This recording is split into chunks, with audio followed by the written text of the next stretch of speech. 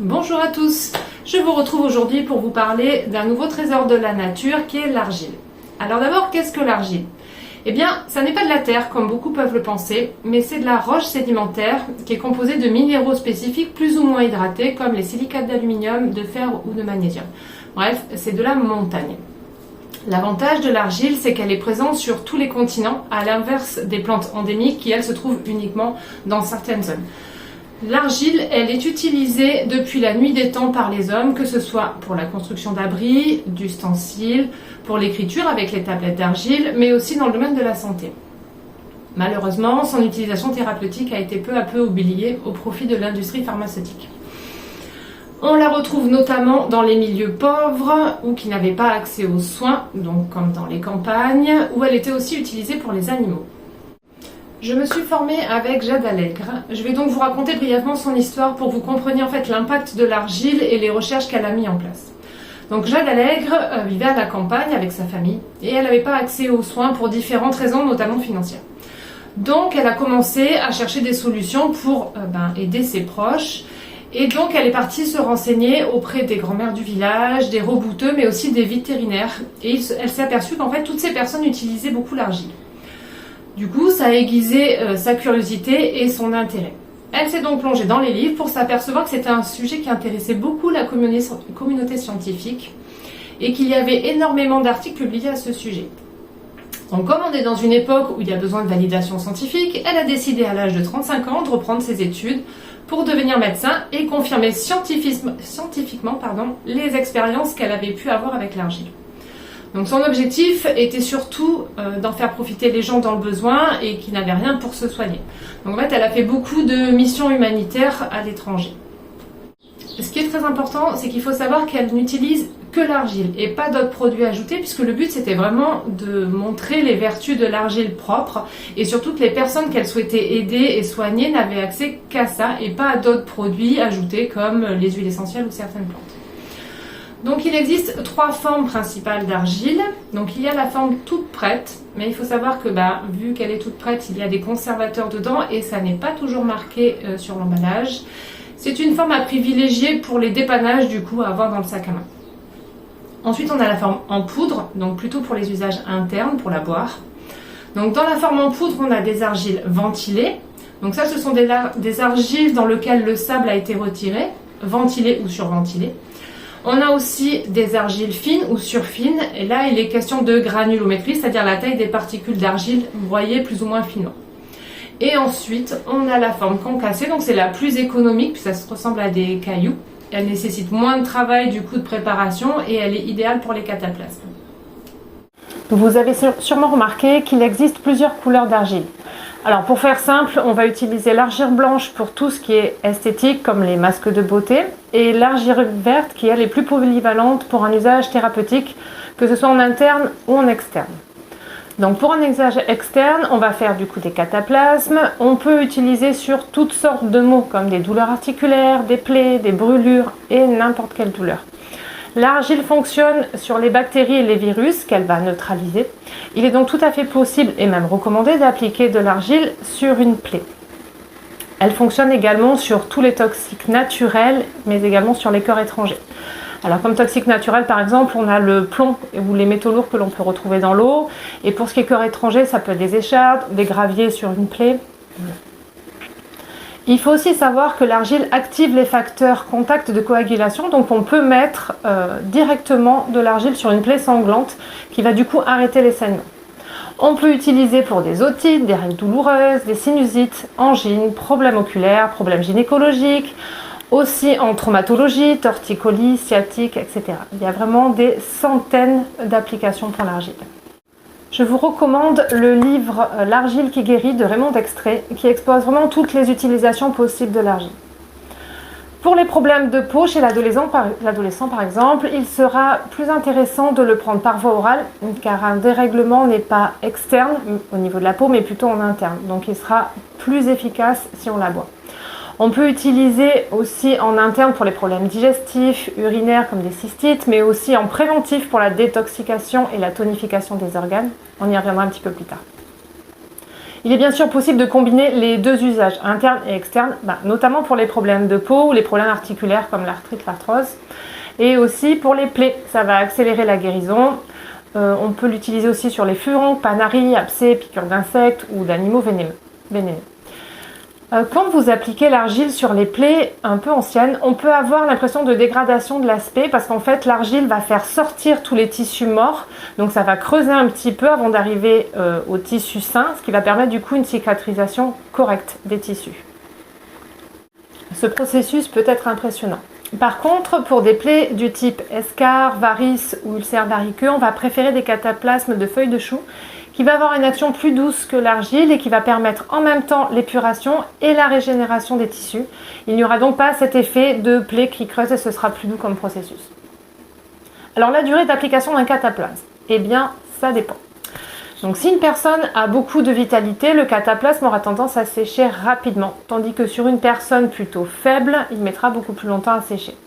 Le temps de pause, il est variable du coup d'une personne à l'autre. Le mieux, c'est d'écouter son corps. Quand on a envie, quand on a la sensation qu'on a envie de l'enlever, c'est le moment. En revanche, il n'y a pas du tout d'inconvénient à laisser sécher l'argile complètement, si ce n'est que c'est moins agréable. Quand vous voulez le retirer, ça accroche un peu la peau.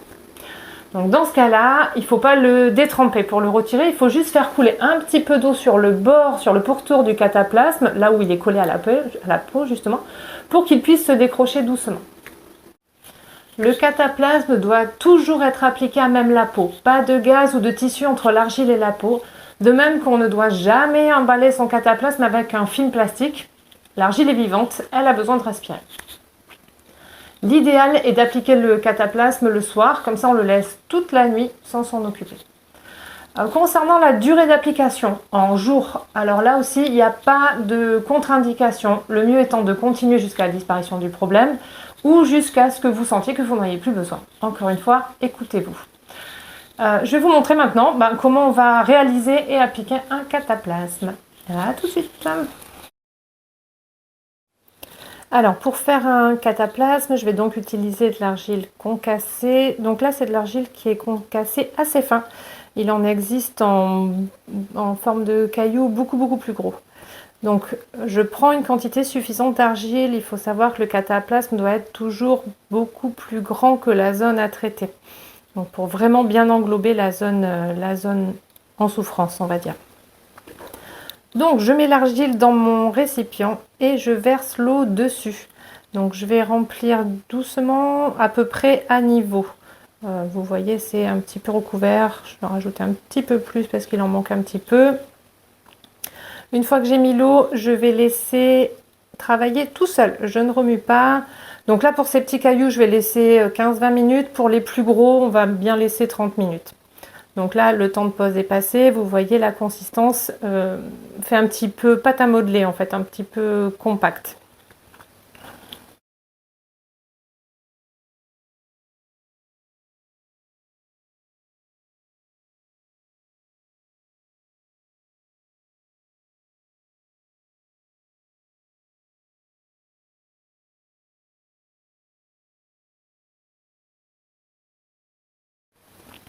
Donc comme on l'a dit, on applique le cataplasme à même la peau, mais pour pouvoir le poser sur la peau, on va le mettre sur un tissu, une compresse, là en l'occurrence une compresse.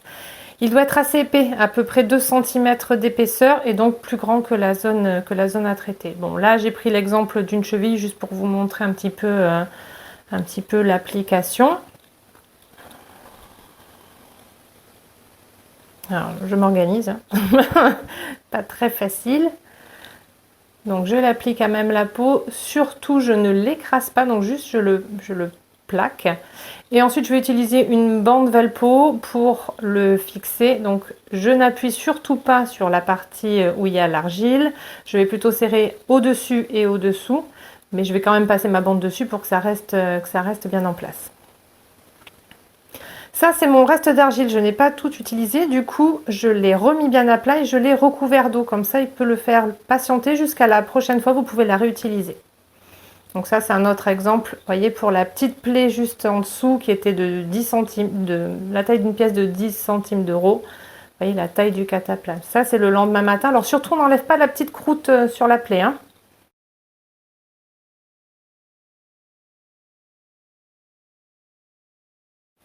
Alors à propos de l'argile, en usage interne, il y a souvent une appréhension de la part des gens parce qu'ils ont vraiment l'impression de voir de la terre. Or, je vous rappelle qu'il n'en est rien. Il ne s'agit pas de terre, mais de roches sédimentaires, donc de la montagne. Donc je vous invite vraiment à essayer, vous verrez que ça n'a rien de terrible. Au passage, je vous précise que ça n'a absolument rien à voir avec le goût du smecta. Pour moi, il est clairement impossible de boire du smecta et pourtant, j'ai aucun problème à boire de l'argile. Ensuite, on va tordre le cou à une légende urbaine, mais une méga légende urbaine qui est l'occlusion intestinale. Non, vous ne ferez pas d'occlusion en buvant de l'argile. Le principe de l'argile, c'est vraiment de rétablir l'équilibre. Donc, du coup, elle est aussi efficace dans les épisodes de diarrhée que dans les épisodes de constipation. L'argile par voie orale va agir du coup sur tout le corps, bien qu'elle ne sorte pas du tube digestif. Elle va attirer à elle toutes les impuretés du corps et du coup les éliminer par les intestins. Il est possible de faire des cures. Pour la durée, le principe c'est toujours le même. Écoutez-vous. On prend toujours l'argile loin des prises de médicaments et des repas. C'est la seule recommandation. Alors pour la voie interne, donc je vais prendre un verre d'eau. Donc je mets déjà l'eau dans mon verre, donc la moitié d'un verre à peu près. Et je vais prendre l'équivalent d'une cuillère à café. Bon là, vous m'excusez, j'ai fait avec une fourchette en bois, c'était pas ce qu'il y a de plus pratique.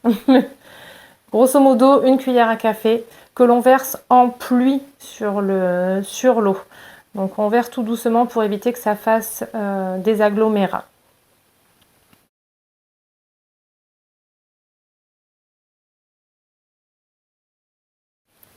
Voilà, une fois que j'ai versé toute mon argile, je laisse telle quelle, je ne touche pas et je laisse poser une dizaine de minutes que l'argile s'arrange toute seule avec l'eau.